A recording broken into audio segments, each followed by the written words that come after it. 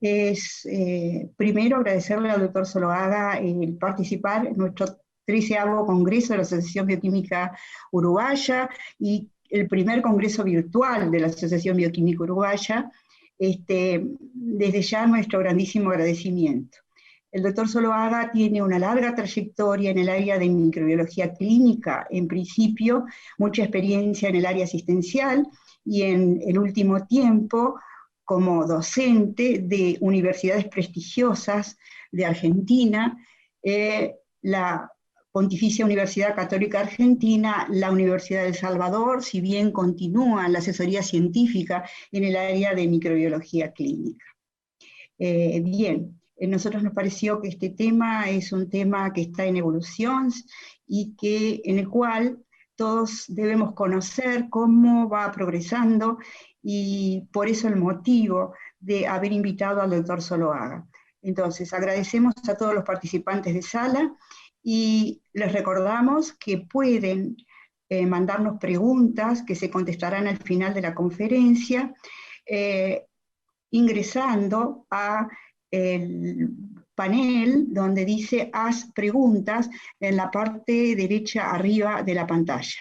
Bien, dicho esto entonces, y agradeciendo nuevamente al doctor Zuluaga, le damos inicio a la conferencia. Bueno, buenas tardes a todos. Para mí es un enorme honor poder participar de este importante congreso y agradezco profundamente la gentileza que han tenido de invitarme a disertar aquí. Es un placer compartir conocimiento con los hermanos y grandes amigos de Uruguay. Cuando nos planteamos la evolución clínica de un paciente, siempre los microbiólogos tendemos a pensar solo en la susceptibilidad del microorganismo. ¿Es este sensible o resistente? Pero en realidad la evolución clínica del paciente va a depender de múltiples factores.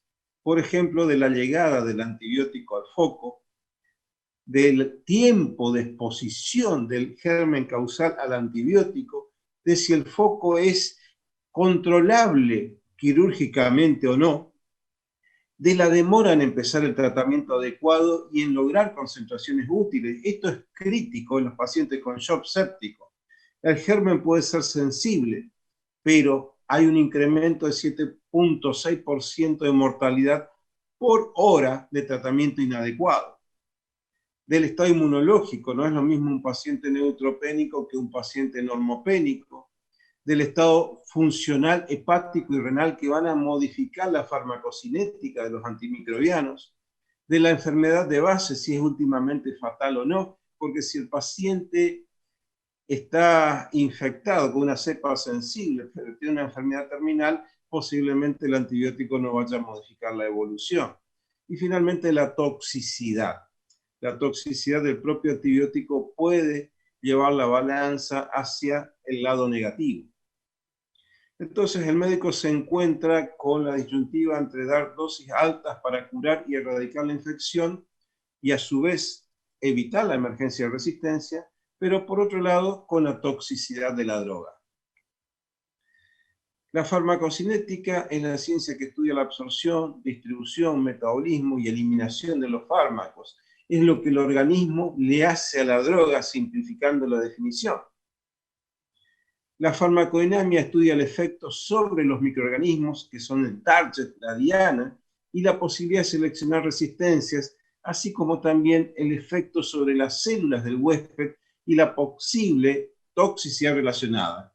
Si simplificamos la definición, es lo que la droga le hace al organismo y al microorganismo.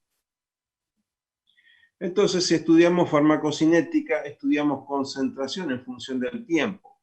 En tanto que si estudiamos farmacodinamia, estudiamos el efecto en función de la concentración, y cuando unimos ambas cosas, cuando tenemos PK/PD, farmacocinética y farmacodinamia, estudiamos efecto en función del tiempo. Las vías de administración de un antimicrobiano pueden ser en vía endovenosa, y aquí la infusión puede ser en bolo, cuando se pasan 30 minutos, o bien en infusión prolongada de 3 a 4 horas, o en infusión continua de 24 horas. También se puede dar por vía intramuscular, antibióticos por vía tópica, para el caso de la conjuntivitis, otitis externa. Y también hay antibióticos orales, donde muchas veces es necesaria primero la liberación del compuesto activo para su absorción. Y a partir de aquí entonces va a ocurrir las distintas etapas del metabolismo: la absorción, distribución, metabolización y eliminación. La absorción va a ocurrir cuando lo doy por vía intramuscular o digestiva. En cambio, cuando lo doy por vía endovenosa o intratecal, ya directamente está pasando al líquido biológico, no hay absorción. Una vez que se absorbió o se administró por vía endovenosa, el antimicrobiano se va a distribuir en todo el microorganismo y no solamente en el órgano target infectado. Va a ser metabolizado principalmente a nivel del hígado por el sistema citocromo P450 y luego va a ser eliminado. La eliminación renal va a ser una de las más importantes, pero también hay antimicrobianos con eliminación hepática, intestinal, etc. Entonces, desde el momento en que yo doy un antimicrobiano, voy a lograr una concentración máxima que va a depender de la dosis y de la forma de administración. Y luego va a haber una caída rápida de esa concentración máxima debido a que el antibiótico se distribuye en todo el cuerpo y que además se empieza a eliminar. Pero una vez que se distribuyó, la caída de la concentración máxima es más lenta, porque ya va a depender solo de la eliminación.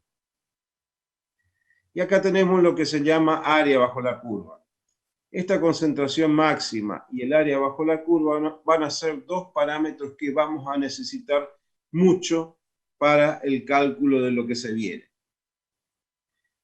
Entonces, cuando doy un antibiótico, voy a tener un pico y luego, por lo que mencioné, va a ir cayendo. En ese momento también aumentan las concentraciones en el líquido extracelular y hay un equilibrio dinámico muy bueno con el compartimiento vascular. También va a aumentar, por supuesto, en el tiempo, la concentración del metabolito excretado, sea por vía renal o biliar, y también del fármaco excretado, porque hay algunas drogas que no se metabolizan y se eliminan prácticamente inalteradas. La otra cosa que puede ocurrir, que ocurre de hecho, es que el metabolito se acumule en el cuerpo y esto puede llevar a toxicidad, dependiendo de los niveles que se alcance. El área bajo la curva de 24 horas es función o da idea de la exposición del germen a una droga en un intervalo de dosificación y depende de la dosis.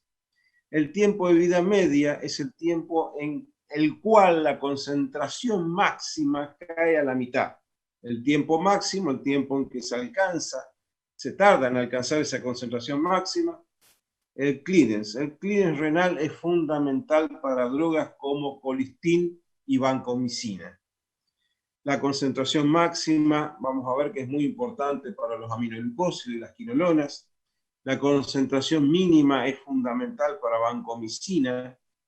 C-alfa es la concentración en el steady state o estado estable, que es el momento en el cual se equilibran las concentraciones en sangre. Y el volumen de distribución es muy importante porque da idea de si un antibiótico es capaz de dejar el compartimiento vascular distribuirse al líquido extracelular y también al líquido intracelular, al compartimiento intracelular. La biodisponibilidad de una droga, de un antimicrobiano, da idea de cuánta droga puede lograr alcanzar el compartimiento vascular cuando se da por vía intramuscular o por vía oral.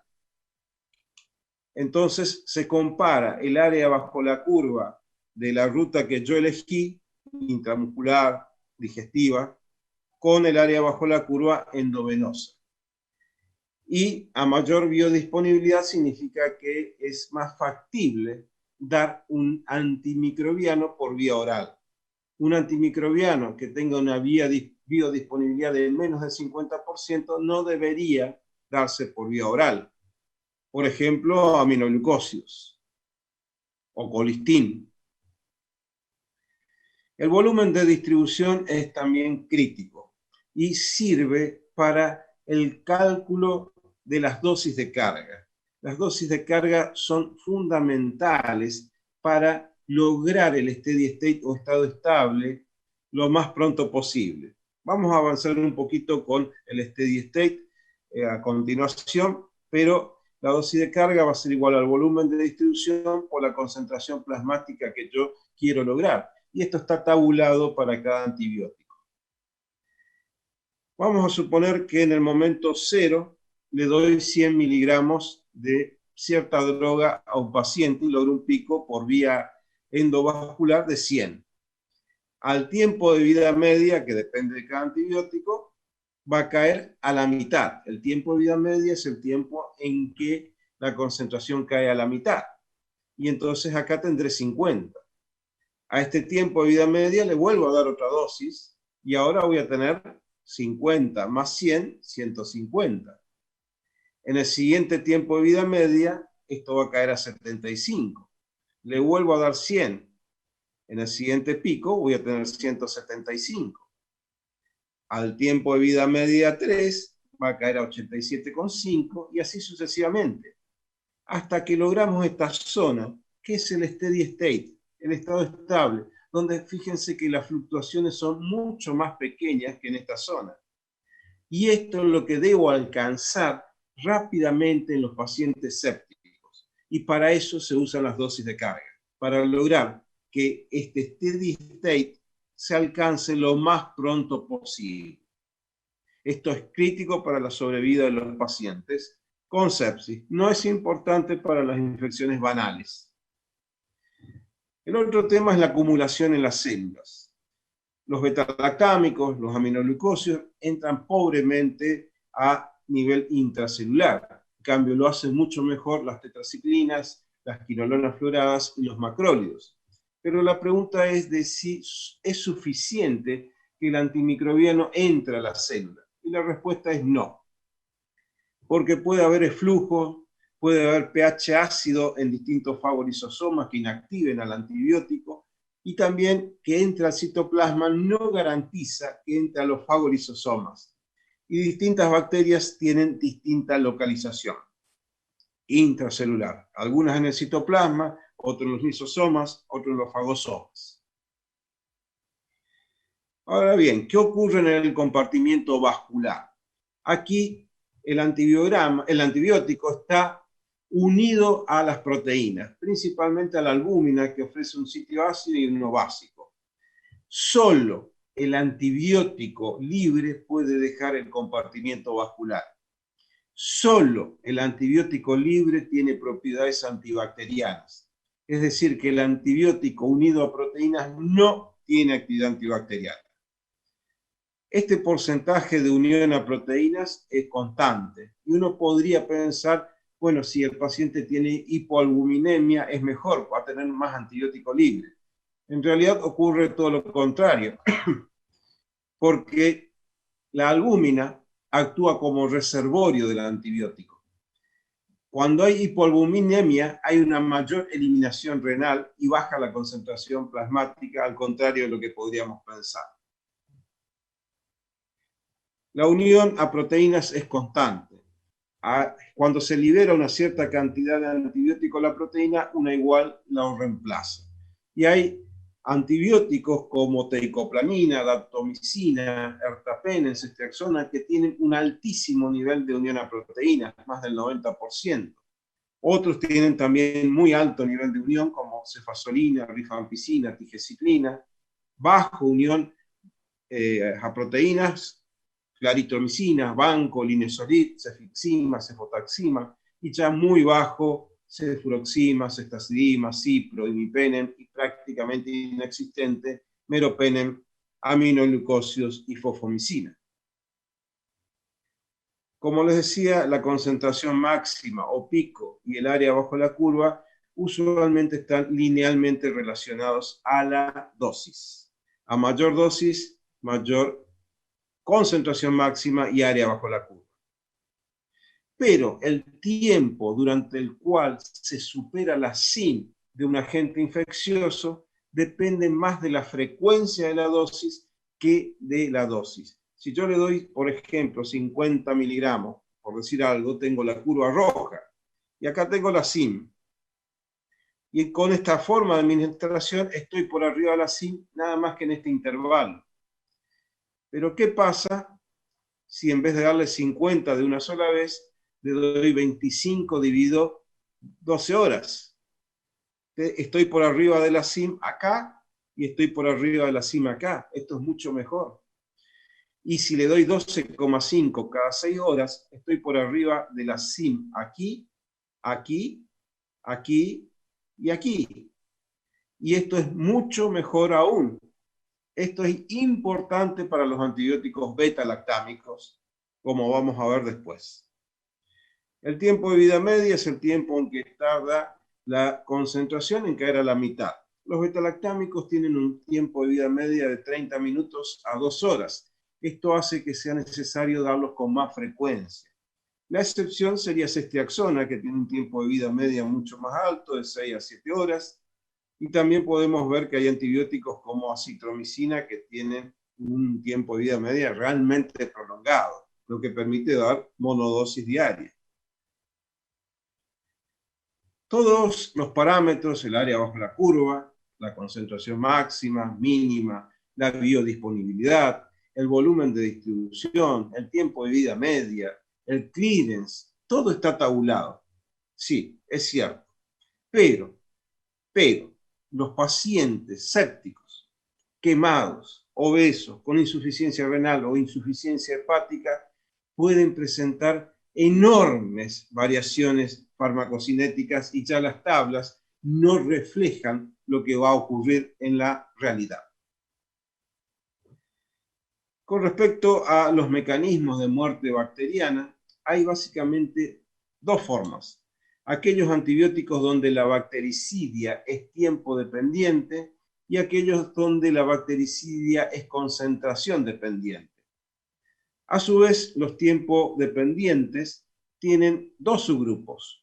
Los que muestran un mínimo efecto posantibiótico contra gram negativos, contra gram positivos todos muestran efecto posantibiótico, que es la supresión persistente del crecimiento bacteriano luego del contacto inicial, contra gram positivos, o al menos in vitro. Contra gram negativos, los betalactámicos, excepto los carbapenemes, tienen un efecto posantibiótico pobre. Y tenemos el otro subgrupo, los que tienen un efecto moderado a prolongado, posantibiótico, macrólidos, acitromicina, glucopéptidos. Dentro de los que muestran una bactericidia concentración dependiente están los aminoglucósidos, quinolonas, raptomicina y ketólidos.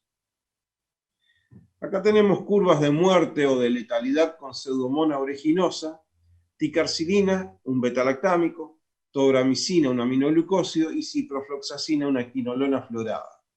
Y vamos a partir de un inóculo de 10 a la sexta. Ustedes saben, tenemos un tubo control sin antibiótico, un tubo con un cuarto de la SIM más el inóculo, un tubo con una vez la SIM más el inóculo, otro con 4, con 16 y con 64 veces la SIM más el inóculo.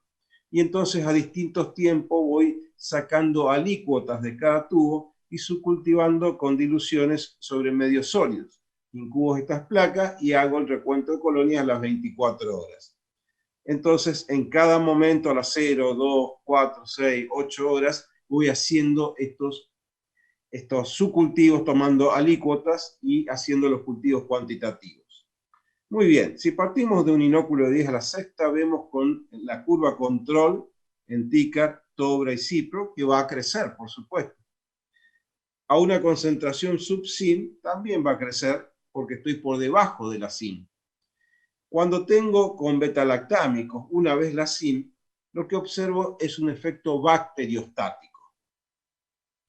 Inhibición del crecimiento, pero no muerte. A 2 veces la SIM, a 4 veces la SIM, tengo esta curva. A 16 veces la SIM esta y a 64 esta.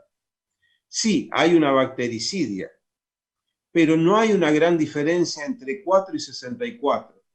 Es decir, que cuando se alcanza 4 veces la SIM con los betalactámicos, se alcanza la máxima bactericidia, y ya por más que suba la concentración de antibiótico, no se produce una caída significativa del inóculo, no aumenta la bactericidia, pero sí la bactericidia aumenta en función del tiempo de exposición. Cuando aumenta el tiempo de exposición, va cayendo más el inóculo. Entonces los betalactámicos tienen una bactericidia tiempo dependiente. En cambio, los aminoglucósidos y las quinolonas, cuando aumento la concentración del antibiótico a la que estoy exponiendo al inóculo, la caída del inóculo es mucho más dramática, porque los aminoglucósidos y las quinolonas muestran una bactericidia concentración dependiente. Llegado a este punto, quiero resaltar algo. En los betalactámicos, dijimos, la bactericidia es tiempo dependiente, pero hay una cierta concentración dependencia, hasta 4 veces la SIM. En los aminoglucósidos y los quinolonas, la bactericidia es concentración dependiente, pero hay también una cierta tiempo dependencia, es decir, no es totalmente independiente esto. Los parámetros farmacocinéticos y farmacodinámicos que se utilizan son el tiempo durante el cual se supera la SIM en sangre y mejor aún en el foco infeccioso, y por ejemplo, para los betalactámicos, un tiempo de 20% para carbapenemes, 30-40% para penicilinas y cefalosporinas como bacteriostático. Esto asegura la bacteriostasis. Esta F o este símbolo que ustedes ven acá significa droga libre. Cuando ustedes ven esta F significa que estamos hablando del antibiótico libre, no ligado a proteínas. Para tener un efecto bactericida, se habla de un 40% del tiempo para carbapenemes, 50% para penicilina, 60-70% para cefalosporinas, es decir, requieren estar por arriba de la SIM más tiempo las cefalosporinas. También se ha postulado un tiempo por arriba de 4 veces la SIM y algunos autores también hablan de lograr un 100% del tiempo por arriba de la SIM para el máximo efecto terapéutico con cefepima, ceftazidima o meropenem. El otro parámetro que vamos a analizar es la concentración máxima sobre SIM de droga libre, aminoglucosis y quinolonas, o el área bajo la curva sobre SIM para quinolonas, vancomicinas, daptomicinas, etc. Entonces acá podemos ver los parámetros. Concentración máxima sobre SIM, importante para aminoglucósidos y quinolonas. Área bajo la curva de 24 horas sobre SIM, aminoglucósidos, quinolonas, vancomicina, citromicina, line, tigecyclina, y el tiempo durante el cual la concentración está por arriba de la SIM en sangre, importante para los betalactámicos. Y acá podemos ver lo que es el efecto posantibiótico, que es la supresión persistente del crecimiento bacteriano, aun cuando la concentración cae por debajo de la SIM a nivel de sangre. Se supone que esto se debe a que el antibiótico sigue unido al ribosoma o al DNA. El otro concepto que hay que manejar es el de PTA o la probabilidad de lograr el parámetro de PK/PD que predice éxito terapéutico. Este PTA se considera que se debe alcanzar arbitrariamente en un 90%. Es decir, que la dosis, el intervalo, la forma de administración que yo elija debe lograr de alcanzar el parámetro de PK/PD con un 90% al menos de probabilidad para lograr éxito terapéutico. Y esto se logra con modelos matemáticos, el modelo de la simulación del casino de Monte Carlo, que recibe este nombre, pues inicialmente fue usado para ganar en este casino, parece que es más útil en el tema de PK/PD. Entonces, acá tengo los distintos parámetros. Para betalactámicos, macrólidos, TMS y linezolid, un tiempo por arriba de la SIM promedio de 40-50%. Para linezolid del 40-70%. Es decir, la dosis y la frecuencia que yo elija para dar estos antibióticos debe lograr al menos un 90% de probabilidades de estar 40-50% o 40-70% del tiempo por arriba de la SIM. En el caso de vancomicina, daptomicina, linezolid, tige, quinolonas, acitromicina y colistin, el parámetro es área bajo la curva de 24 horas sobre SIM. Para vanco, de 400 a 600. Para daptomicina, este número diabólico de 666. Linezolid también aplica no solo tiempo por arriba de la SIM, sino área bajo la curva por arriba de la SIM, y en este caso es de 50 a 100. Tigeciclina de 15 a 20.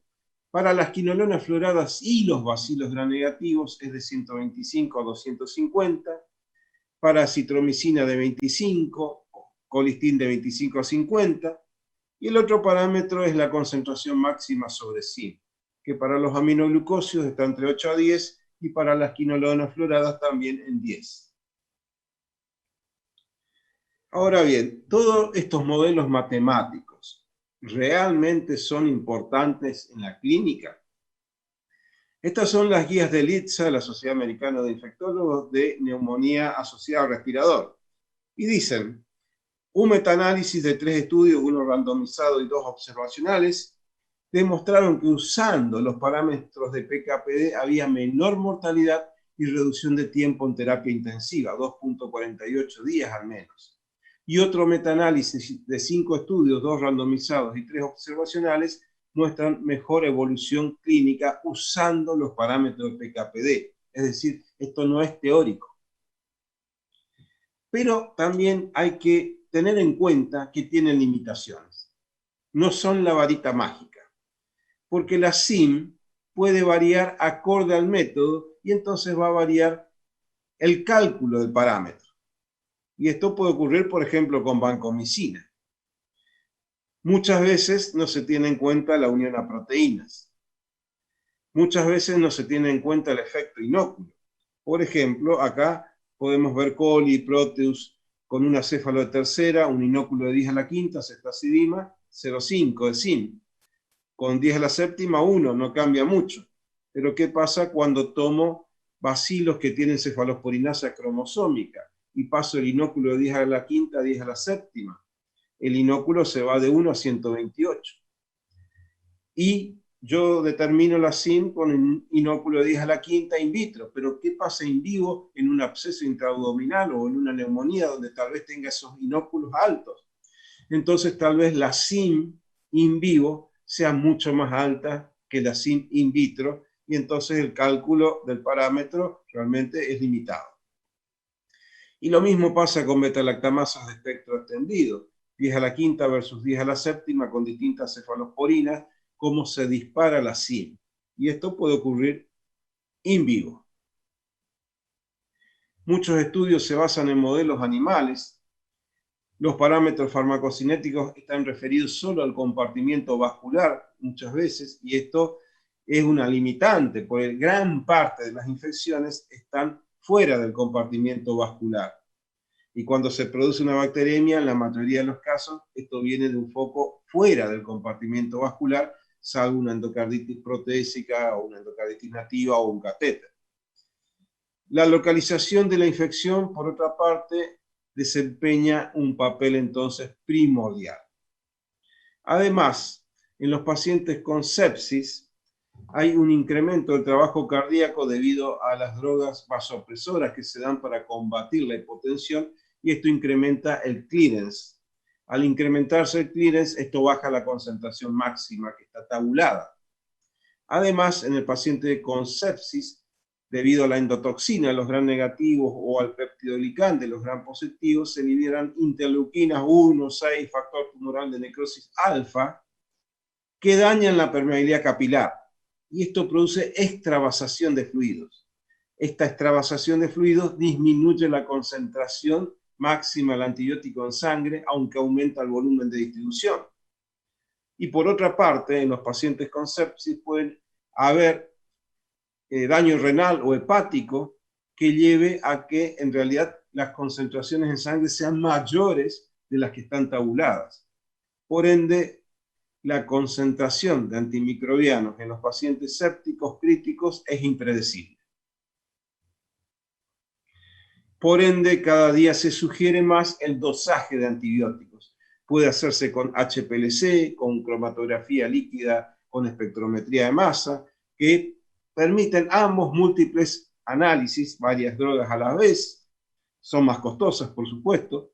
El método microbiológico lleva tiempo, lo que directamente anula el impacto clínico que esto puede tener. Además, hay interferencias con antibióticos y la reproducibilidad es cuestionable.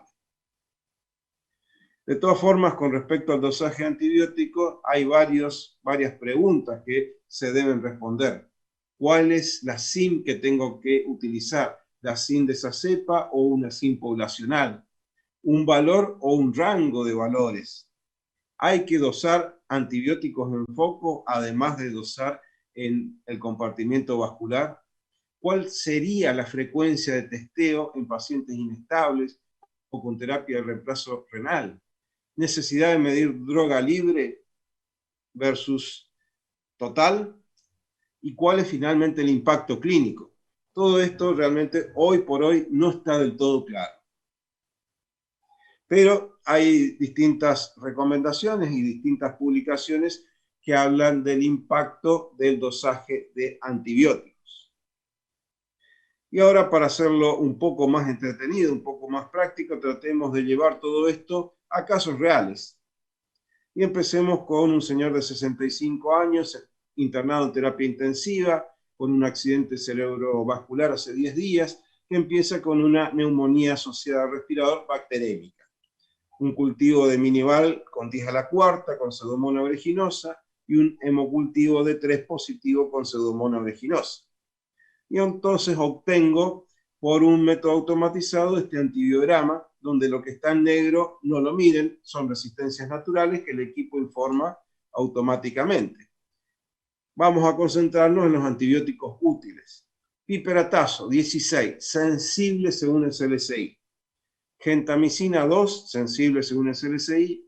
Amikacina, 16, sensible según el CLSI, no sensible según EUCAS. Ceftazidima, cefepima, imipenem, meropenem, con SIM de 2 sensibles. Cestolosano, tazobactama 1 sensible. Cipro 1 resistente. Y colistin, SIM de 1 intermedio acorde a CLSI, sensible acorde a EUCAS. Entonces, ¿qué le daríamos a este paciente? Piperatazo, ceftazidima, cefepima, meropenem, colistin, cipro. Habría que sinergizar con aminoglucósidos. ¿Qué aminoglucósidos uso? ¿Qué le puedo decir al infectólogo desde el punto de vista del microbiólogo analizando PKPD? En pacientes críticos, ¿es uniformemente predecible la concentración máxima de betalactámicos y de aminoglucósidos? ¿Cuál sería la mejor forma de dosificar los aminoglucósidos? Empecemos entonces con el primer parámetro, concentración máxima sobre SIM.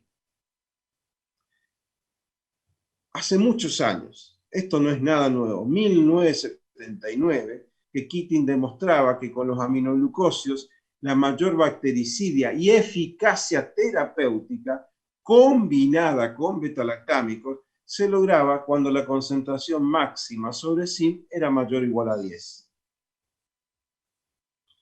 Moore, en infecciones graves por bacilos gram negativos, demuestra lo mismo. La mayor eficacia terapéutica se lograba cuando la concentración máxima sobre SIM era de 8 a 10.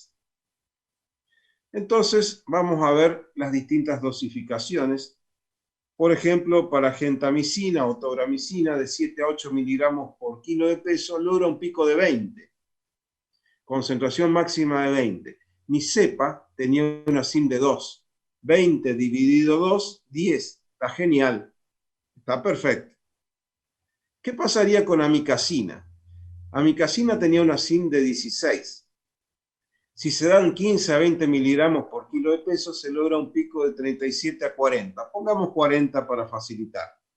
40 dividido 4, 10. Hasta 4 está bien. Pero mi cepa tenía una SIM de 16. 40 dividido 16 es 2,5. Estamos por acá en la probabilidad de éxito terapéutico, cuando deberíamos estar como mínimo en un 90%. Es decir, en esta cepa en particular, sería mejor darle gentamicina que amikacina. ¿Y por qué tiene una sindamicacina más elevada que la de la gentamicina? Posiblemente porque tenga una acetiltransferasa 6'1. Acá pueden ver los puntos de corte de Leucas y de CLCI que no coinciden exactamente. Para el CLCI y Pseudomonas aeruginosa es sensible hasta 8, acá. En tanto que para Leucas es sensible menor de 8. Menor o igual a 8 es sensible. Estamos en problemas cuando no coincidimos con los puntos de corte. CLCI menor o igual a 16 sensible y Eucas ya es resistente o no sensible. Es decir, hay una dilución de diferencia. De todas formas, con 16 yo elegiría gentamicina. ¿Y cuál sería la mejor forma de dosificación? Una vez al día, porque logra la mayor concentración sérica que darlo cada 8 horas, y por otra parte disminuye la nefrotoxicidad, porque la nefrotoxicidad no está asociada con la concentración máxima. ¿Qué pasa con las quinolonas fluoradas? Teníamos que lograr concentración máxima sobre zinc mayor de 10. Acá tengo la concentración máxima de las quinolonas de cipro, 4.3, y de cipro sin unión a proteínas, de 3. Y vemos que hasta 0,25 alcanzamos el cociente. Estamos en un cociente de 12. Hasta una SIM de 0,25 logro este cociente. 30 dividido 0,25, 12. Y está perfecto. Y fíjense que esto fue publicado en el 2000. Recién este año, a principios de este año, el CLCI cambió el punto de corte porque era sensible hasta 1. Una absoluta barbaridad cuando esto se sabía hace 20 años que no funcionaba. Hay que tener en cuenta, por otra parte, que estoy hablando de nuevo de un foco no urinario. ¿Por qué? Porque en el foco urinario, como ustedes pueden ver, la concentración es muchísimo mayor. Ya no estamos hablando de 3, estamos hablando de más de 200 hasta 350. Es decir, que este parámetro puede ser un poco demasiado exigente para prever el éxito o fracaso terapéutico. En las infecciones respiratorias bajas con bacilos gram negativos, este es otro clásico de la literatura, el trabajo de Forrest, demostraba que un área bajo la curva 24 horas total sobre SIM de más de 125 se asociaba con cura clínica y microbiológica más probablemente.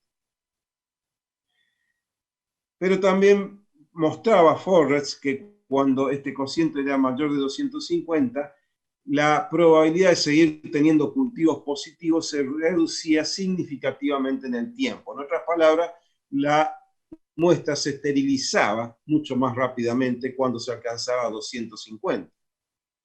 Y Zelensky, en un trabajo de bacteremias con bacilos gram negativos, en realidad encuentra algo muy similar. Dice que área bajo la curva sobre sí mayor de 250 para bacilos gram negativos correlaciona con cura clínica y menor riesgo de fracaso terapéutico.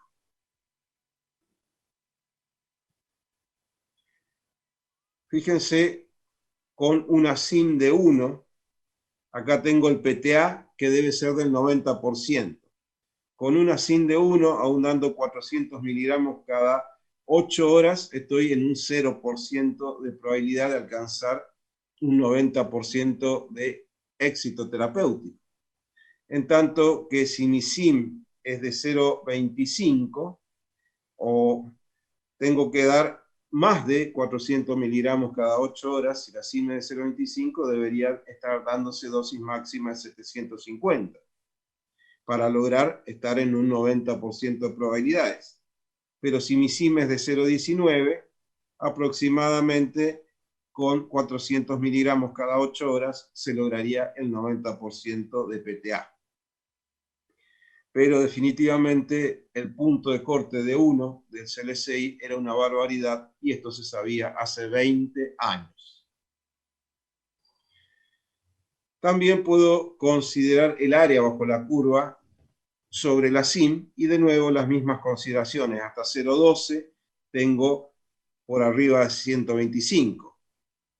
Y con 0,25 estamos ahí con droga total. Pero en realidad, cuando se habla de droga libre, hasta 0,25 sería aceptable, pero siempre y cuando se usen dosis máximas. Con los gram positivos el cociente es mucho menor, y en el caso de neumococos, por ejemplo, se habla de un área bajo la curva sobre SIM de 25 o una concentración máxima sobre SIM de 3. Y si analizamos estos parámetros, moxifloxacina es la mejor de las quinolonas fluoradas porque supera ampliamente el punto de corte de 5 y el punto de corte de 3. Esto es área bajo la curva sobre SIM y esto es concentración máxima sobre SIM. Este punto de corte de 100 que ven acá ustedes es el punto de corte que previene la primer mutación en la topoisomerasa 4. Entonces, de nuevo, la única quinolona que logra alcanzar justo ahí el punto de corte que previene la primera mutación es moxifloxacina. Ni levofloxacina, que sí podría servir siempre y cuando ya la bacteria no tuviera la primera mutación, lograrían prevenir esto. Y cipro es realmente la peor de las quinolonas fluoradas contra neumococo. Y lo mismo dice Grant, más o menos exactamente lo mismo, el punto de corte de 25 a 30 superado ampliamente por moxifloxacina, como también el punto de corte de 100 para prevenir la primera mutación en la topoisomerasa 4. Pasemos a los otros antibióticos en este caso, el tiempo por arriba de la SIM. Este era el indicador que correlacionaba con los antibióticos donde la bactericidia era dependiente del tiempo, y decíamos que con los betalactámicos había que lograr un 40 o un 50% promedio, aunque era distinto para las distintas familias. Pero promedio un 40-50%, aunque insisto, los carbapenemes necesitan estar un poco menos de tiempo que las penicilinas y está un poco menos de tiempo que las cefalosporinas para lograr bactericidio. Entonces, ¿cuáles serían las estrategias terapéuticas para lograr esto? Acortar el intervalo entre dosis, sí, sin ninguna duda, una de las estrategias más importantes. Infusiones prolongadas, también, siempre y cuando, igual que la infusión continua, el antibiótico betalactámico soporte la temperatura ambiente.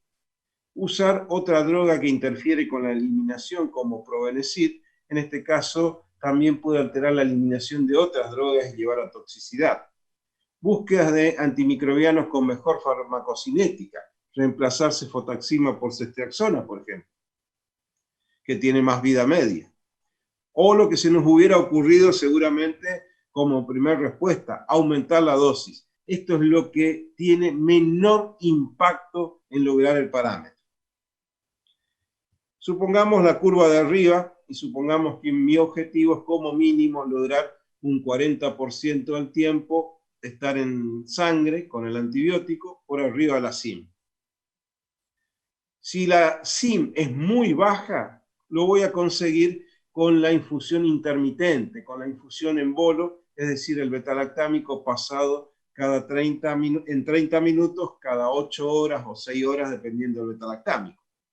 Pero si la cepa tiene una SIM alta, entonces con la infusión en bolo, yo no logro estar un 40% del tiempo por arriba de la SIM.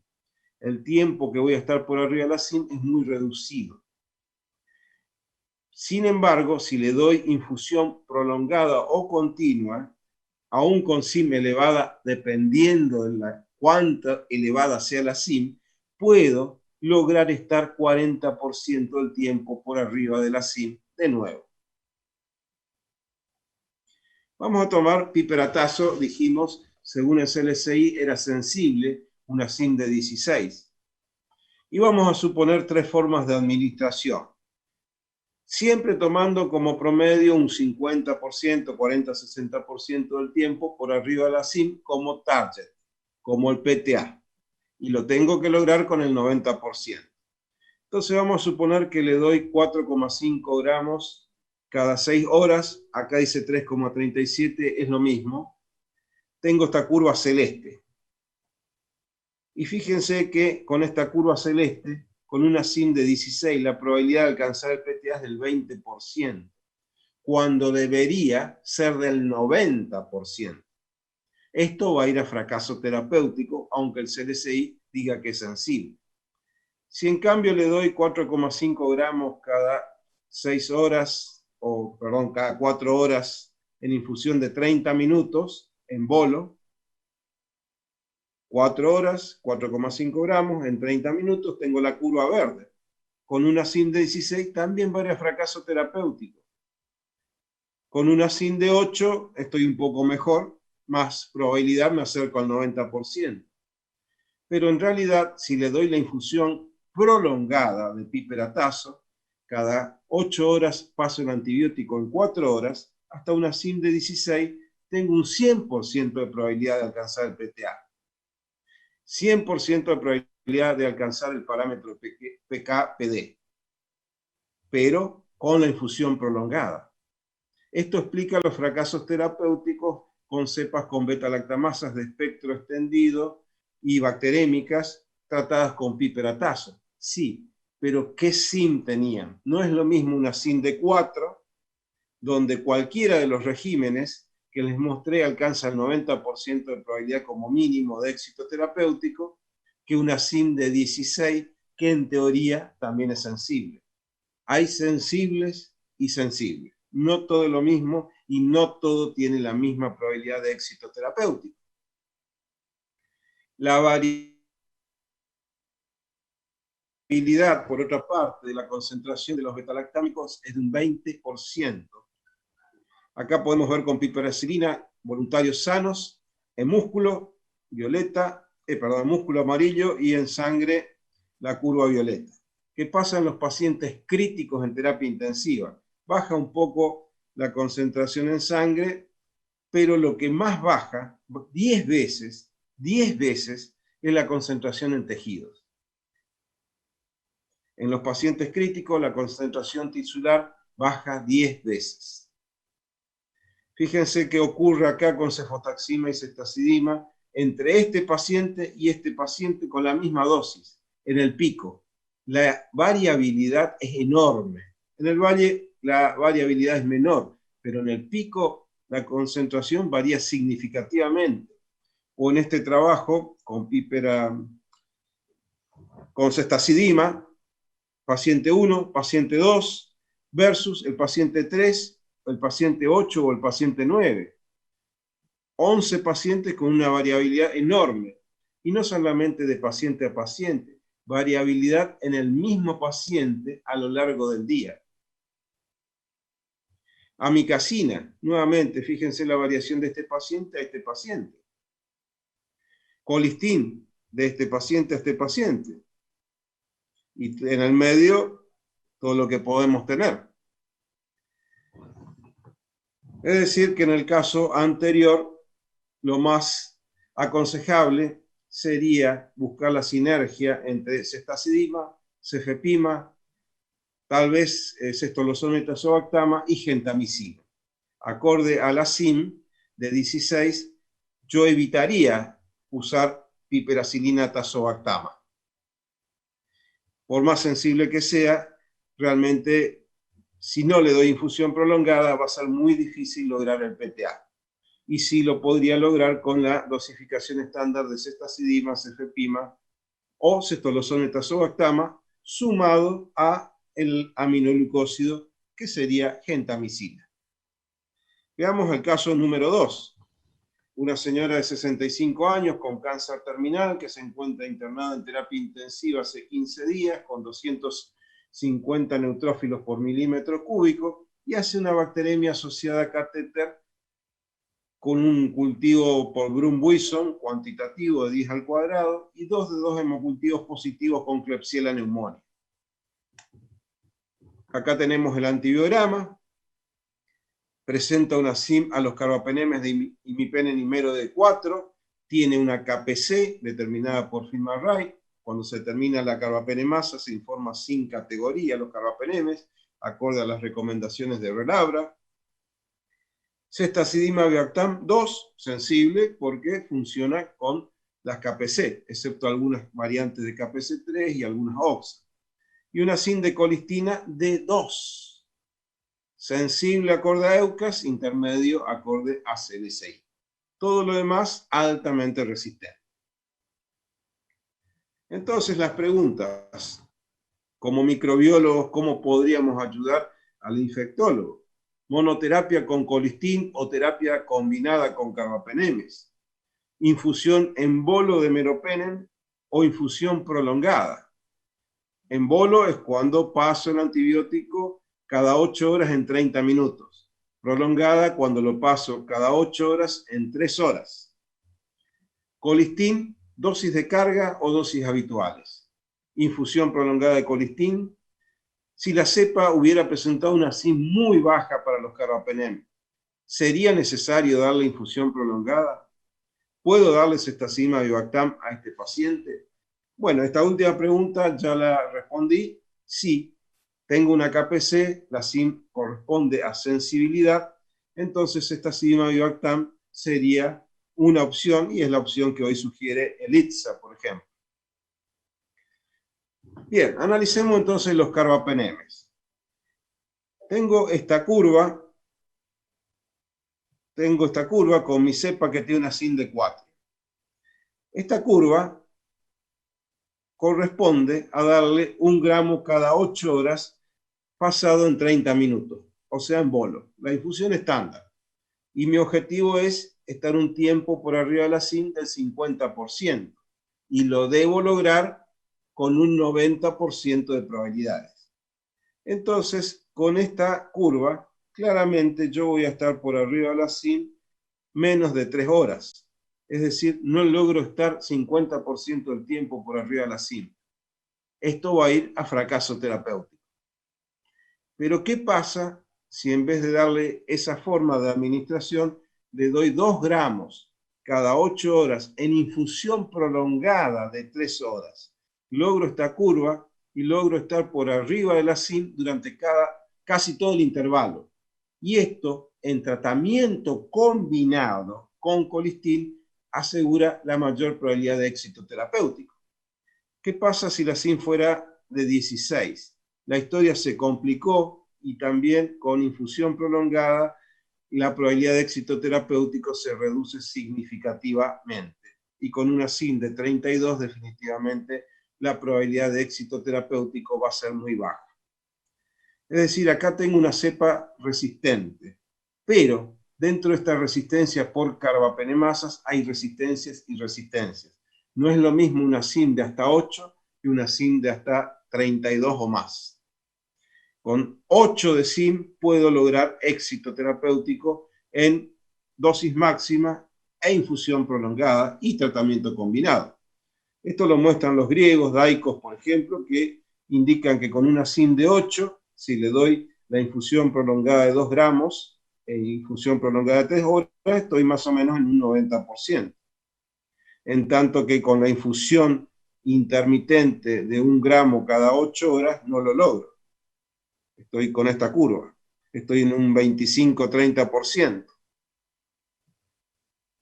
Y lo mismo dice Subalekis, donde podemos ver que hasta 8 tenemos un 33% de fracaso terapéutico, hasta 8 de SIM, y por arriba de 8 el fracaso se dispara.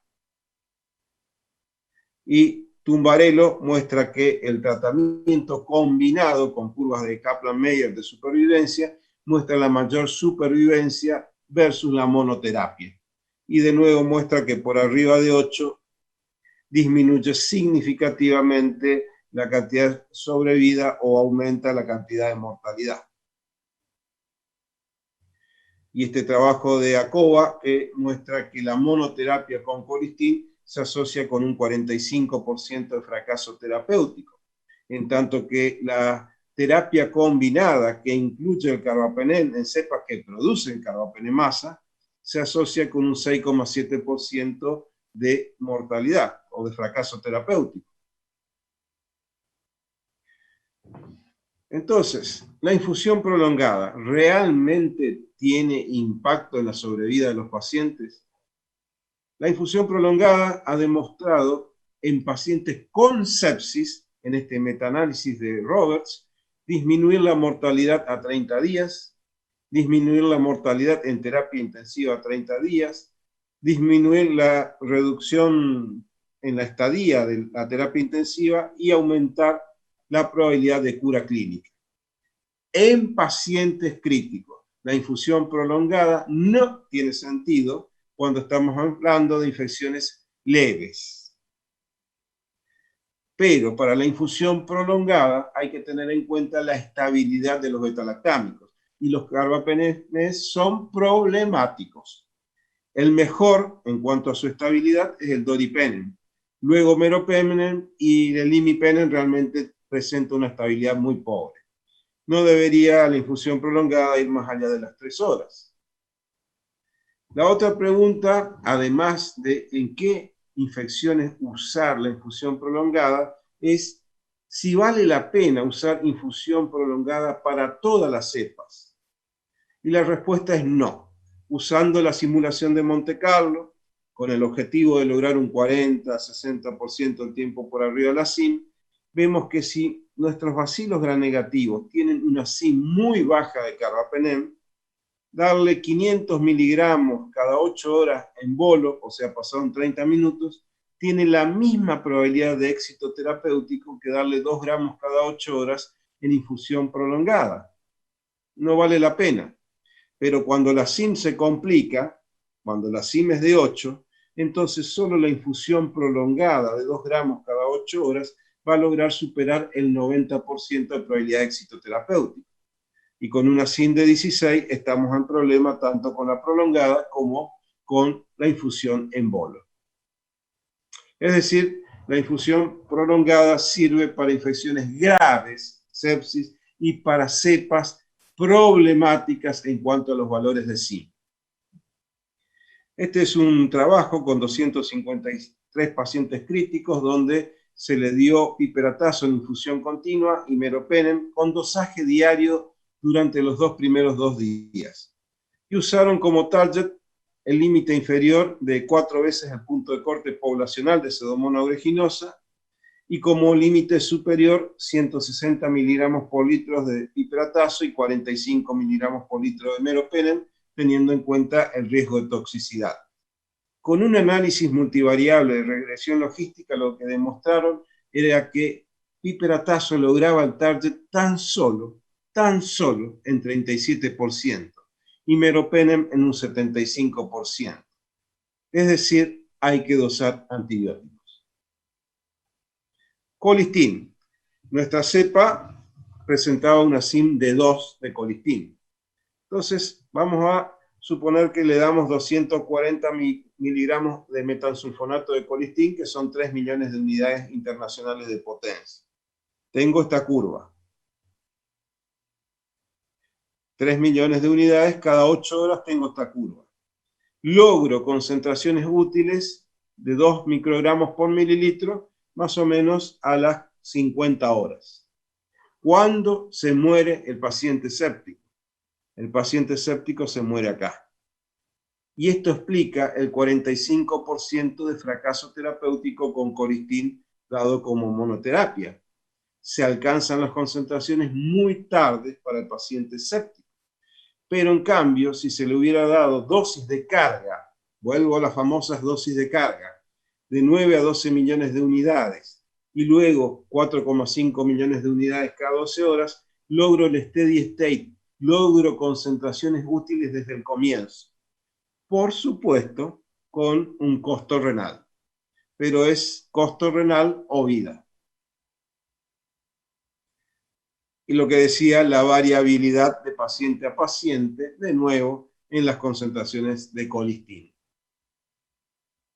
Estas son las dosis sugeridas por la Agencia Europea de Medicina y las dosis sugeridas por la FDA. Como ustedes pueden ver, las dosis que sugieren los europeos son más altas, pero ambas están basadas en el clearance de creatinina. Entonces, vamos a analizar las dosis de la Agencia Europea de Medicina. Tomemos esta curva que está acá arriba a la derecha. Acá voy a tener la probabilidad de conseguir concentraciones útiles de 2 microgramos en el steady state. Acá tengo el clearance de creatinina y vamos a analizar SIM. Con una SIM de 4 no importa el clearance de creatinina. La probabilidad de alcanzar concentraciones útiles es paupérrima. Es decir, con una SIM de 4 definitivamente no va a funcionar. ¿Qué pasa si la cepa tiene una SIM de 2? Esta curva. Con un clearance de creatinina de menos de 80, logro 90% de probabilidades de alcanzar concentraciones útiles. Pero si el clearance de creatinina está por arriba de 80, la probabilidad es prácticamente paupérrima de nuevo, un 30%. Y lo mismo podemos decir con una SIM de 1. En cambio, si la SIM es de 0,5, prácticamente independientemente del clearance de creatinina, se logra concentraciones útiles. Nuevamente con colistin, si tomamos el criterio de Leucas de hasta 2 sensible, no es lo mismo 2 que 0,5 de SIM. Siendo sensible a ambos valores, no es en lo más mínimo lo mismo. La probabilidad con 2 se va a ver seriamente comprometida, igual que con 1, con un clearance de creatinina de más de 80. No así con 0,5. Entonces, las causas de la pobre respuesta clínica a colistin demoran en empezar el tratamiento con colistina a 48 a 72 horas porque demoré en informar de que la cepa tenía KPC.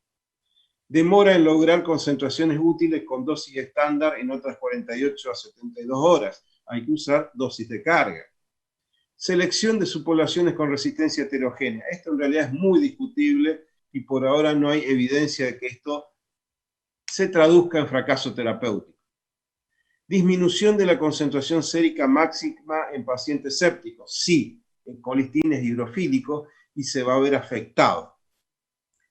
Y también problemas en lograr concentraciones en ciertos focos como el pulmonar. Acá pueden ver con respecto a las tetraciclinas, por ejemplo, que sería otra alternativa, la tigecyclina. CLCI no tiene punto de corte para tigecyclina. El Leucas dice un punto de corte de 0,5 para coli y Citrobacter cocceri, basándose en dosis de carga de 100 miligramos y luego 50 miligramos cada 12 horas.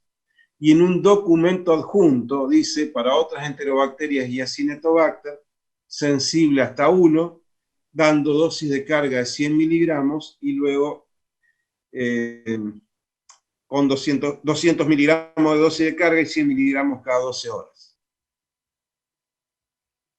Entonces, en este paciente 2, lo ideal es ceftazidima-avibactam. Si no tengo ceftazidima-avibactam, un problema en gran parte de Latinoamérica por los costos, tal vez podría usar meropenem con una SIM de 4 en infusión prolongada de 2 gramos cada 8 horas y infusión prolongada de 3 horas, sumado al colistin con dosis de carga y dosis máxima. En el caso 3, el último caso, un lactante de 3 meses, prematuro, con neumonía necrotizante por Staphylococcus aureus, como consecuencia de la diseminación a partir de un catéter, da un cultivo cuantitativo de secreciones traqueales que deben sembrarse cuantitativamente y no semicuantitativamente, de 10 a la sexta, y hemocultivos positivos con el mismo germen. Y tenemos este antivirograma. METI-R, resistente a Genta, a RIFA, a TMS, a Eritro, Clinda, a las tetraciclinas, a Cipro, sensible a banco con una SIN de 2, a linezolid con una SIN de 1, cestarolina una SIN de 1 y daptomicina una SIN de 1. La daptomicina no sirve para el tratamiento de la neumonía porque se inactiva por el surfactante pulmonar, pero serviría para el tratamiento de la bacteremia.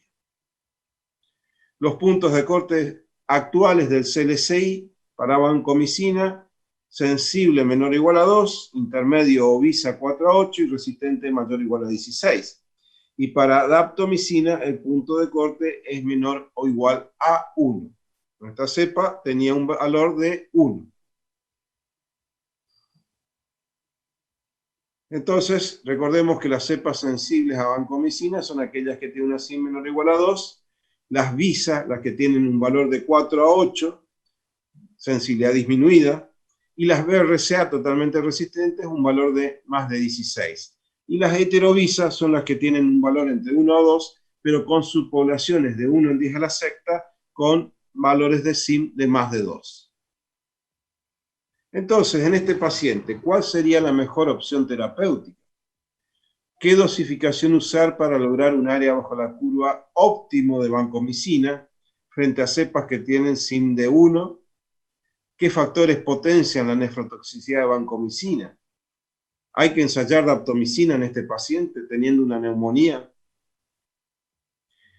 Por un lado, la concentración de vancomicina en valle nunca debería ser menor de 10 miligramos por litro, porque esto disminuye el riesgo de que emerjan cepas visas con sensibilidad disminuida y intratratamiento.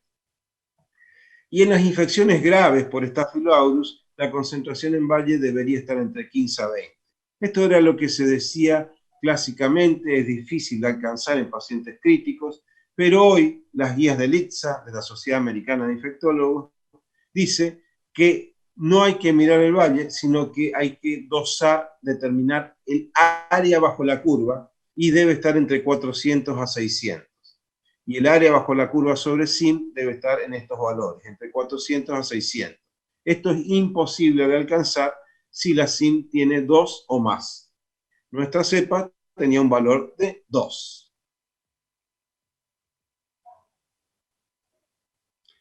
Rybak publicaba este trabajo donde demostraba que si el valle estaba por debajo de 10, principalmente por debajo de 7,5, la SIM de banco iba aumentando en el tiempo, a diferencia de si se alcanzaba un valle sobre todo de 10 para arriba, donde no se producía este aumento en la SIM de vancomicina.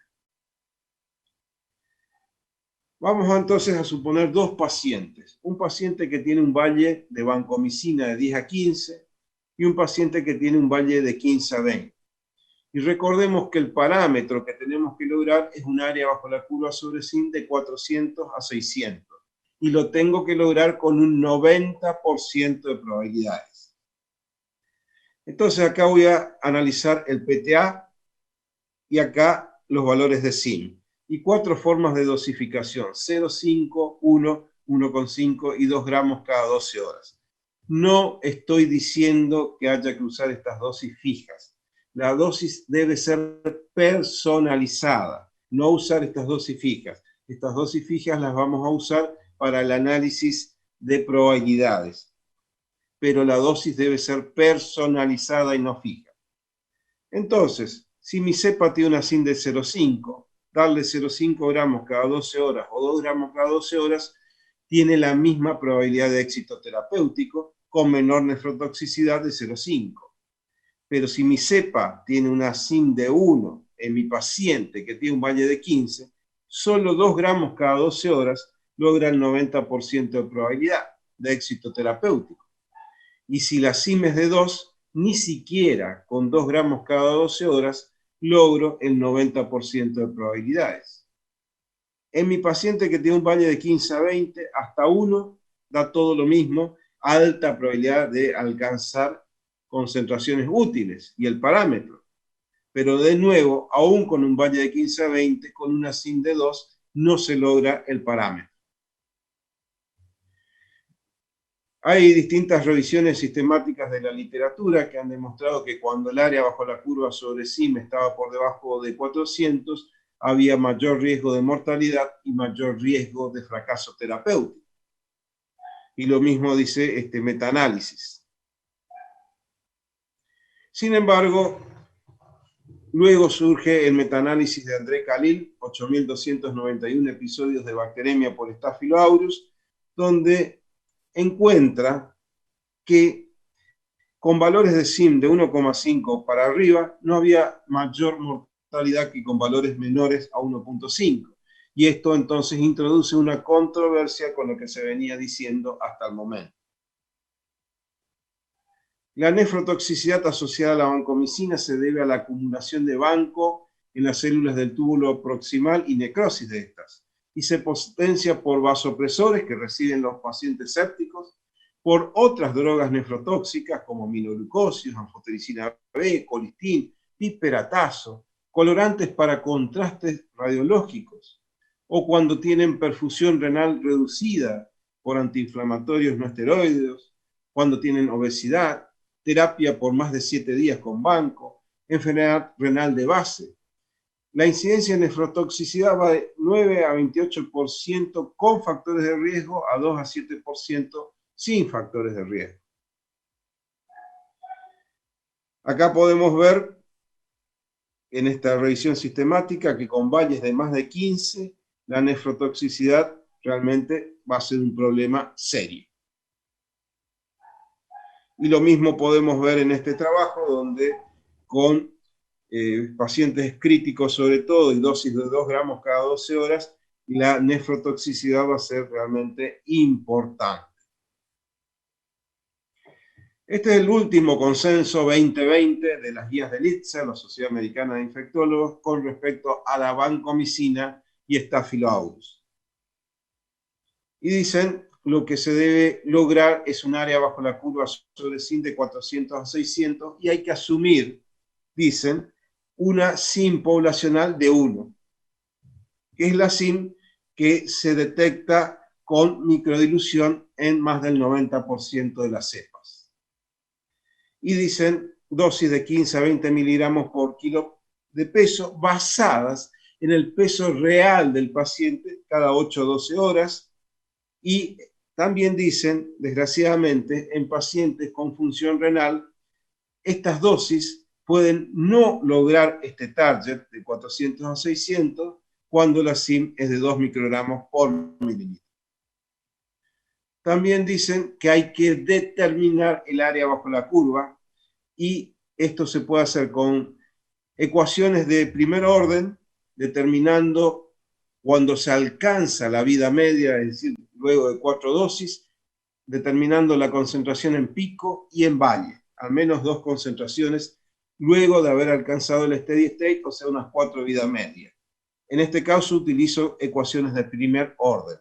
Pero también dicen, se puede hacer dosaje antes de alcanzar el steady state, pero en este caso hay que usar software bayesianos para calcular el área bajo la curva. Y de nuevo tomar un pico y un valle. Y también dicen, contrariamente a lo que se venía sosteniendo por varios años, que ya no recomiendan hacer solo dosaje de valle. Solo dosaje de valle, no. Hay que hacer determinación del área bajo la curva, porque no es útil para determinar eficacia o nefrotoxicidad.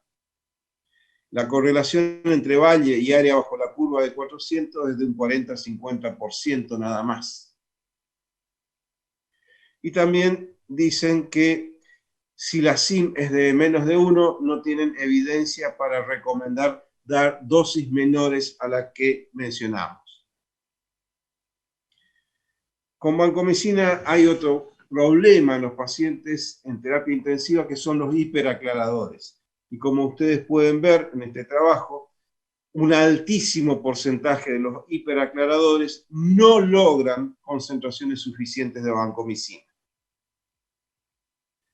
El otro gran problema del cálculo del parámetro área bajo la curva sobre SIM de 400 a 600 es que la SIM de banco varía con el método. Y TEST tiende a dar 1 a 2 diluciones por arriba, que en definitiva estaría dentro del error del método, porque a todos los métodos le pedimos que varíen en más o menos una dilución. A los automatizados también varían por ahí una dilución por debajo. Pero esto está dentro de lo aceptable teóricamente. Entonces, por este motivo, el ITSA dice, recomendamos la microdilución y recomendamos considerar por ahora una SIM poblacional de 1 microgramo por mililitro. Hay que dar infusión continua de vancomicina. Esto se ha asociado con menor nefrotoxicidad, mayor probabilidad de lograr el parámetro PK/PD, pero no se ha asociado con menor mortalidad. Con daptomicina, dijimos, no es útil para la neumonía, pero sí es útil para la bacteremia. Pero todo depende de la SIM. Mi cepa tenía una SIM de 1. Teníamos que lograr un área bajo la curva sobre SIM de 666. Con una SIM de 1, si se le da de 4 a 6 miligramos por kilo de peso de dosificación, la probabilidad de alcanzar el parámetro es 0.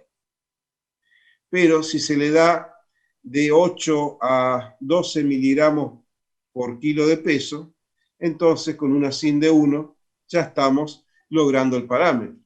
Y de nuevo, si considero que 1 es sensible, no es lo mismo 0,5 que 1, siendo los dos sensibles. Con 0,5 yo podría lograr éxito terapéutico con 4 a 6 miligramos por kilo de peso, pero no con 1, donde hay que recurrir a las dosis máximas. Con Linezolid, 600 miligramos cada 12 horas logran el parámetro de área bajo la curva sobre SIM de 70 a 100. Hasta una SIM de 2 estamos ok. Nuestro paciente tenía una neumonía bacteriémica. Entonces, una gran problemática que presentaba este pacientito era la SIM de banco de 2. Sin embargo, la SIM de 2 de Linezolid nos garantizaría que hubiera éxito terapéutico. Y además podemos ver que Linezolid logra mucho mejor concentración a nivel del tejido pulmonar que vancomicina. Es decir, por un lado, tengo el foco pulmonar que podría ser tratado con Linezolid, pero por otra parte es un antibiótico bacteriostático y tal vez podría ser cuestionable en la bacteremia. Entonces tal vez podría combinarse Linezolid con daptomicina o Linezolid con cestarolina. Para terminar y no abusar del tiempo, realmente la evolución clínica de los pacientes con infecciones severas es multifactorial y todo está interrelacionado. Por un lado, el paciente, con su respuesta inmune que puede ser exagerada y llevar a la sepsis, o puede ser insuficiente y también es malo.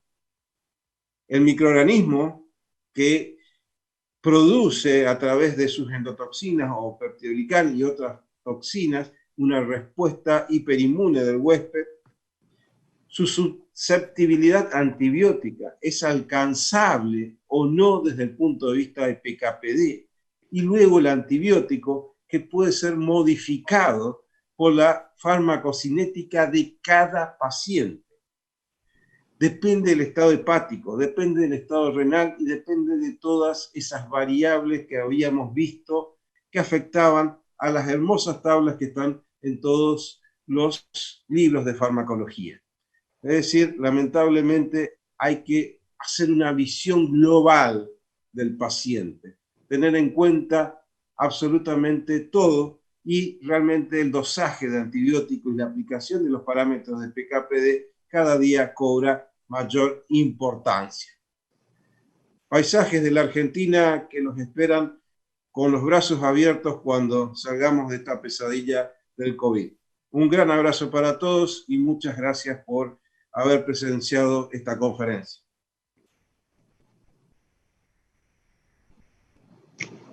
Bueno, estamos muy agradecidos y muy sorprendidos por la cantidad de información que nos ha dado en 1 hora y media, la profundidad y el ordenamiento de las cosas que nos ha dejado entusiasmados con los principios de PK/PD. De todas maneras, mi inquietud va por todo esto requiere de muchísima información, alguna ya está pronta, pero desde el punto de vista del laboratorio, ¿qué le parece que son los mejores métodos para determinar la SIM, que como usted dijo, lo que le pedimos a los métodos de SIM, sobre todo macro y microdilución, es su variación en más o menos una dilución, y por lo tanto tendrán una influencia en la aplicación de los principios PKPD. Y por otro lado, la gran dificultad de poder tener pronto aquellas dosificaciones de antibióticos y aquellos métodos que nos permitan responderle al clínico en el caso de que éste lo considere conveniente. Entonces, a modo de resumen, ¿qué métodos de SIM y qué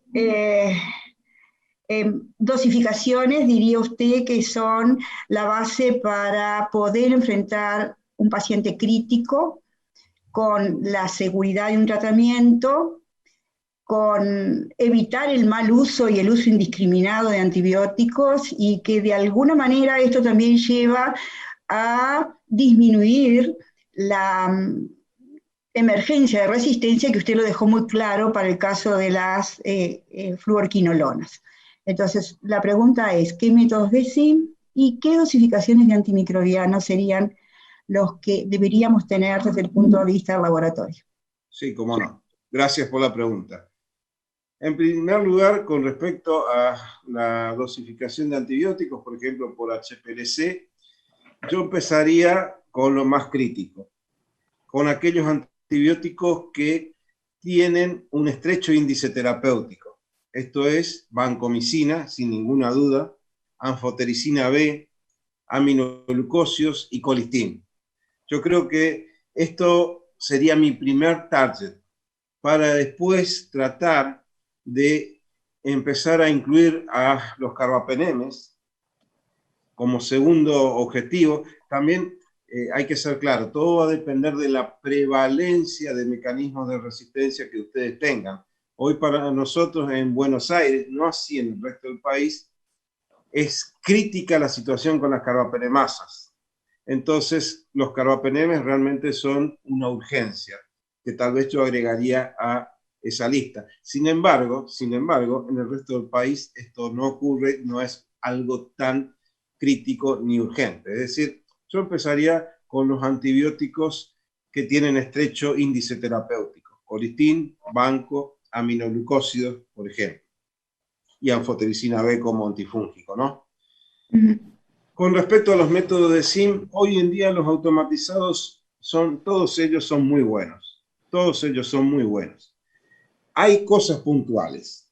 Por ejemplo, de todo lo que estuve mencionando, colistin no puede ser determinado por los métodos automatizados. Hay que hacer la SIM por microdilución con las placas de Sensititre, como recomienda Leucas, o bien hoy el CLSI ha dado también una alternativa barata, práctica, que es el método de dilución de discos, siempre con caldo de Miller-Hinton ajustado en cationes. Colistin sería una entonces de las excepciones donde si uno tiene un automatizado tendría que ir a otro método realmente. Con respecto a los carbapenemes, algunos automatizados como Vitek y Fenix también, nosotros estamos en este momento en el Hospital Naval usando ambos equipos y vemos que por un lado hay algo muy positivo, que es el hecho de que son muy sensibles para detectar la carbapenemasa. Pero por otra parte también vemos que la SIM que tiran constantemente es más elevada que la SIM que luego nos da la microdilución. Es decir, siempre tenemos por Vitek o por Fenix una SIM de más de 16 y por microdilución tenemos una SIM de 2 a 8. Y esto es muy diferente, porque una SIM de más de 16 lo pone prácticamente fuera de una opción terapéutica. Pero una SIM de 2 a 8 todavía lo hace una opción viable en la infusión prolongada a dosis máxima. También el ITES coincide muy bien con la microdilución, así que también yo sugeriría, en el caso de tener SIM elevada con los automatizados, confirmar esta SIM por microdilución o por ITES. ¿Qué pasa con la vancomicina? La vancomicina en realidad es la que menos me preocupa, porque el tema está que aún con el mismo método me puede variar en una dilución. Entonces, tal vez realmente lo más razonable fue lo que dijeron los infectólogos americanos en la guía 2020, asumir una SIM poblacional de 1. Hay un bajo porcentaje, esto también hay que revisarlo hospital a hospital, por supuesto, hay un bajo porcentaje en mi hospital, en el Hospital Naval de Buenos Aires, estamos en un 3% de cepas de Staphylococcus aureus con SIM de 2. Es decir, un 97%, como dicen las guías de LITSA, tienen una SIM de 1 y se podría asumir directamente una SIM de 1. Pero creo que estos son los antibióticos más problemáticos en lo que hace al tema de la SIM. Colistin y los carbapenemes. Pero el problema también va a adquirir distinta magnitud dependiendo de la epidemiología de cada país y de cada ciudad. Bueno, muchas gracias. Y una última pregunta, ya que tenemos 5 minutitos y abuso de su sabiduría. Por favor. Me resultó muy grato escucharle hablar sobre el cambio de punto de corte para la ciprofloxacina, que hace muy poco tiempo que se produjo en las normas de la CLCI. Pero claro, desde el punto de vista del laboratorio, hemos pasado a tener una resistencia altísima a ciprofloxacina, aun cuando usted esté analizando un aislamiento de un urocultivo. Entonces, está sugiriendo de que para las infecciones urinarias usemos un punto de corte diferente al que establece la CLCI para otro tipo de infecciones. Muchas gracias por darme la oportunidad de aclarar esto porque es muy importante. Lamentablemente todavía, y creo que no vamos a verlo, no hay puntos de corte para distintos focos. Solo hay puntos de corte basados en las concentraciones séricas. Entonces creo que desgraciadamente hay que usar lo que indican las guías internacionales e informar acorde a estas. Pero el microbiólogo tiene que estar preparado para responder el cuestionamiento del médico que le venga a decir: vos me informaste que esta cepa era resistente, le di ciprofloxacina y se curó. Entonces uno le tiene que decir: sí, lo que pasa es que esta cepa tenía una SIN de 2, 4, 8, y la concentración que alcanzaste en vejiga de una infección urinaria no complicada es entre 200 a 350. Y en la infección urinaria, solo con alcanzar la SIM es suficiente para curarla. Entonces, si bien uno va a informar como resistente, también tiene que tener preparada la pregunta para el cuestionamiento por la disociación clínica antibiograma. Sí, sobre todo porque, claro, el clínico manda el urocultivo, comienza el tratamiento, que en el caso del hombre con sospecha de prostatitis, por ejemplo, la ciprofloxacina es un excelente tratamiento. Sí. Cuando llega nuestro resultado, resulta que era resistente, pero el paciente clínicamente parece haber respondido a la infección, ¿no? Entonces ahí se plantea la disyuntiva de: ¿elimino la ciprofloxacina en ese tratamiento o manda la clínica y no el punto de corte de la CLCI? Yo creo que es razonable analizar las dos cosas en conjunto. Si ese paciente respondió al tratamiento, y en ese caso particular de la próstata, donde hay muy pocas opciones terapéuticas, pues muchas cepas hoy son resistentes a TMS, y la respuesta terapéutica fue adecuada, y yo creo que seguiría con ese tratamiento. Porque, en definitiva, insisto, hay pocas alternativas. Tal vez me plantearía, porque también es posible que ocurra intratratamiento, la emergencia de resistencia en una infección urinaria complicada, como es aquella asociada a la prostatitis bacteriana crónica. Me plantearía ensayar también doxiciclina, que tiene también entrada a la próstata, y ver si la cepa es sensible, ¿no? Bueno, muy bien, doctor. Un gusto haberlo tenido entre nosotros, que haya despertado entonces la curiosidad en todos por saber más sobre el tema, reunir la información, y cuando el clínico uroinfectólogo pida apoyo al laboratorio, podérselo entonces brindar para que pueda manejar principios de PKPD, seguridad de tratamiento en pacientes críticos. Así que le estamos sumamente agradecidos, personalmente también, por haber aceptado tan rápidamente a estar con nosotros, y bueno, quedamos por aquí a las órdenes para lo que podamos ayudarle, aunque sea solo información. Muchas gracias. Muchas gracias a ustedes y ha sido un enorme, enorme honor poder colaborar mínimamente con este importante congreso. Gracias. Nos estamos Muchas viendo. gracias. Adiós. Muchas gracias.